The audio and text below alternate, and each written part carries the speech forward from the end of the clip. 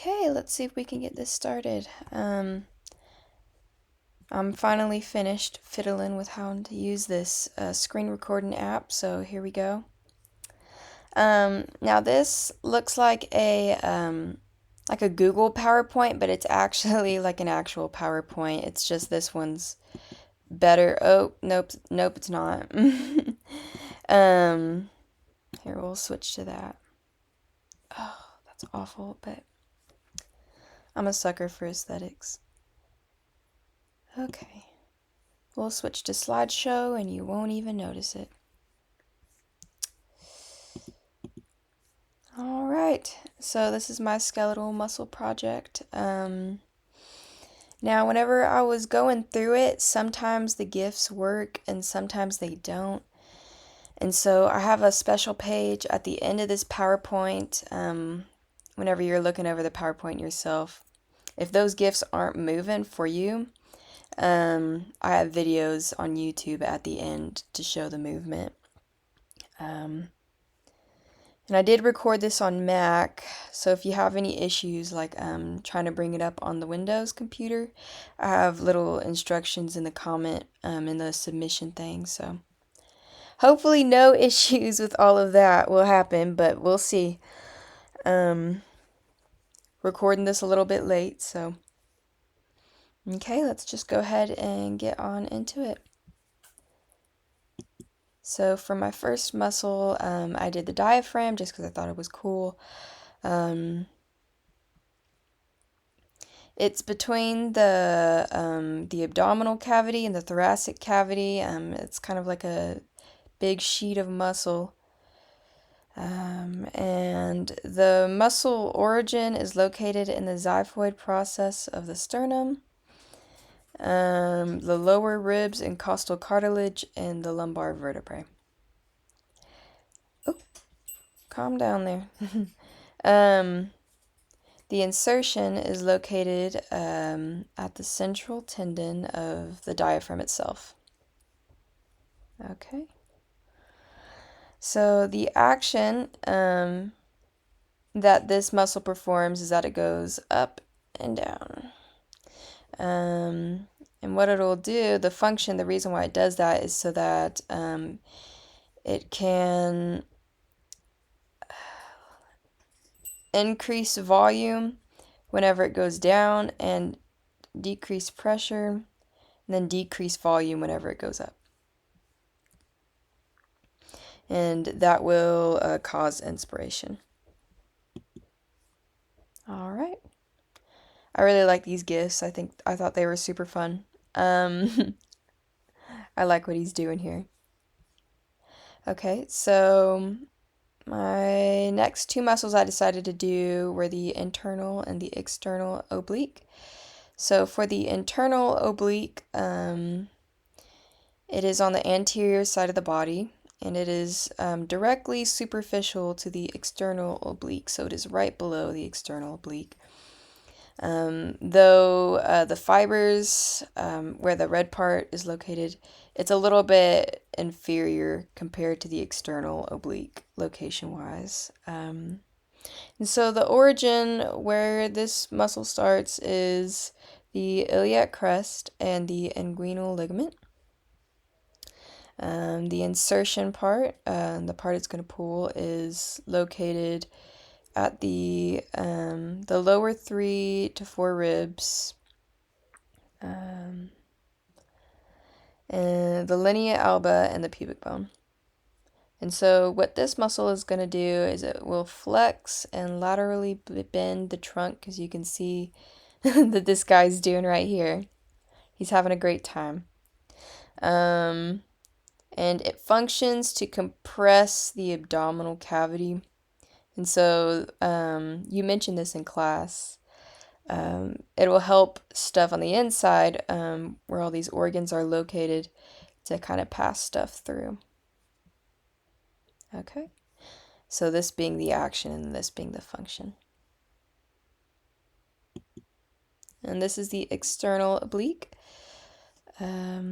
This this is directly outside the internal oblique, and it is also located on the anterior part of the body. It is, like, locational wise, inferior to the pectoralis major and superior to the quadriceps. That would be located right here. And it is lateral to the rectus abdominis, which you can't really see right here.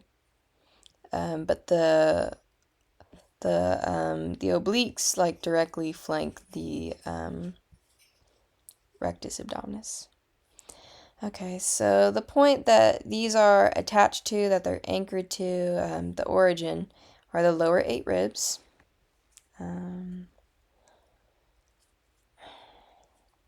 It inserts into the iliac crest, the pubic tubercle, and the linea alba. And what this muscle will do is it will flex and it'll laterally bend the trunk, which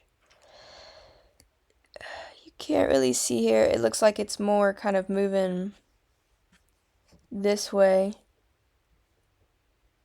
But what you will typically see from this muscle is that it will bend the trunk. Okay, and just like the internal oblique, it will compress the abdominal cavity, get some stuff moving inside of here.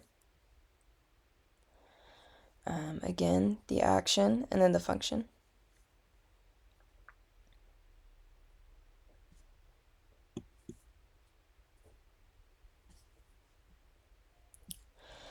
Okay, so I decided to do the superior section of the trapezius.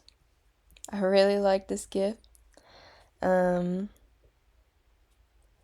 So as to where it's located on the posterior side of the body, and it is superior to the inferior section of the trapezius, and inferior to the skull.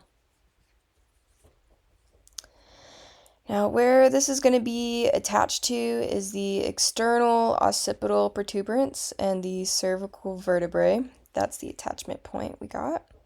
And then the insertion that the superior section is attached to are the lateral clavicles, this portion right here, which it does a really good job of kind of highlighting and showing exactly where it attaches to the insertion point. Okay. And so as for the action, what it is doing is it is elevating the scapula, and then it's going to rotate rotate, and sorry, this is a typo. It's going to rotate like the skull. You know what, that may not be a typo. I believe it does rotate the scapula, just not this way, like this. Okay. But yes, it's also going to move the skull laterally and from front to back, left to right. That is the muscle that does that. Okay. And then I decided to do the latissimus dorsi because it was easy. It's right below the trapezius. And it is located right below the trapezius on the posterior side as well. And it is lateral to the vertebral column, so it is flanking it on both left and right sides. And its origin point, where it is attached to, that would be like the iliac crest of the scapula we got right here. The spinous processes of the lower thoracic and all lumbar vertebrae, so kind of this area right here. And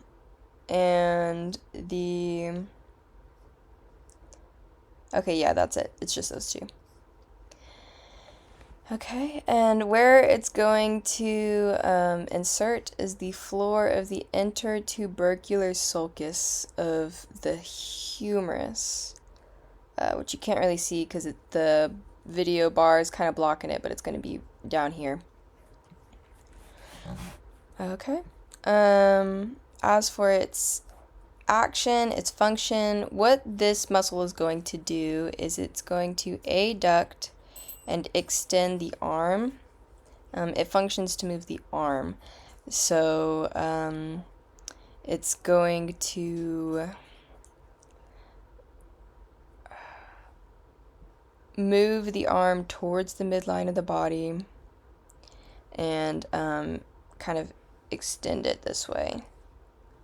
And it rotates the arm medially. So it's going to move the arm towards the center of the body, or rotate the arm towards the center of the body. Okay. So for the anconeus,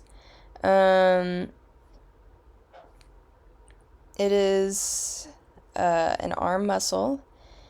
It's located in kind of like the lower limb. It is on the posterior side of the body, kind of right below your elbow. It's inferior to the olecranon process and superior to the head of the ulna, which was kind of like the closest landmark I can think of, but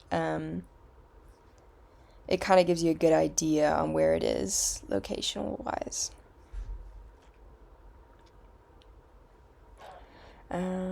Okay, so where it is attached to is the lateral epicondyle of the humerus. So it's going to be kind of right here. Right here would be the origin point, the lateral epicondyle. And its insertion point, where it inserts itself to, is the olecranon process, right here of the ulna. Okay, and what this is going to function to do, it's going to be one of the muscles that help the elbow extend the forearm. And so kind of the visual media that we have right here is that it's kind of moving, it's extending the arm down, it's moving it from an angle, a flex position to an extended position, and the anconeus muscle is one of the muscles that help it do that. Okay. So the next muscle is the sartorius muscle. Oh, go back. Next muscle is the sartorius muscle. And that's in kind of like the upper leg area. It's on the anterior side of the body. Oh. It's anterior to the femur, so it's in front of the femur. And where it's located, it kind of stretches from one side of the body to the other. It goes from being lateral to the femur to being medial to the femur, from top to bottom. And where this is going to attach to, the origin point, it's going to be on the anterior side of the superior iliac spine. So right here. And where the medial side of the sartorius is going to attach to, the insertion point, it's going to attach the proximal portion of the medial condyle of the tibia. So yeah, that's going to be right here, if it would stop moving. And so the action, the function that this muscle is displaying right here, see, it's flexing the thigh and it flexes the leg of the knee. So it's going to go from a angle of 180 to 90. And so it's going to go to a 90-degree angle. And it doesn't really show this right here, but the sartorius will also abduct and laterally rotate the thigh. So this femur right here, it's going to kind of roll this way. The knee is going to be facing laterally. And so it's going to kind of produce this tailor's seated posture. Okay. Moving on to the gracilis muscle. The gracilis muscle is also located in the leg. It's very, very close to the sartorius muscle, except instead of it, the origin point being lateral to the femur, it is medial to the femur. And it is inferior to the hip. So it is right below the hip, and it is inferior to the femur. Really isn't a great picture that shows that, but it is it is medial to the femur. So the origin point, the connection point, it's going to be at the body and inferior ramus of the pubis, the ischial ramus. So it's going to be right here. And where it's going to insert, kind of right below the knee, is the medial surface of the upper tibia. And so it is going to, so this is kind of like a cut in half. I believe this would be like the right leg. And so we're kind of seeing, this is the tibia right here. It's connected to the tibia. The inside of the tibia on the right leg.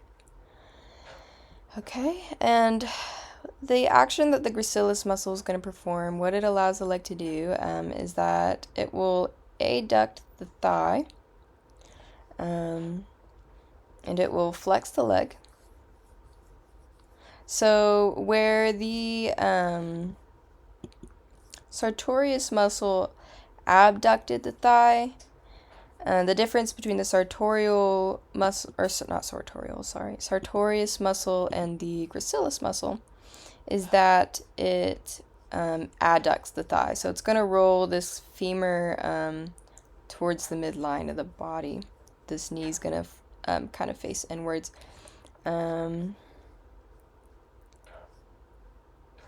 Yep, rotates the thigh medially, in other words. All right, our second to last muscle. This is the piriformis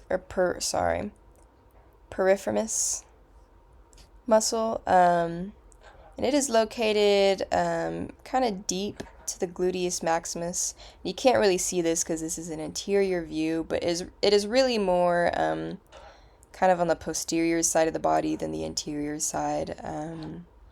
It's going to be located like right beneath the gluteus maximus muscle on the posterior side in the gluteus region.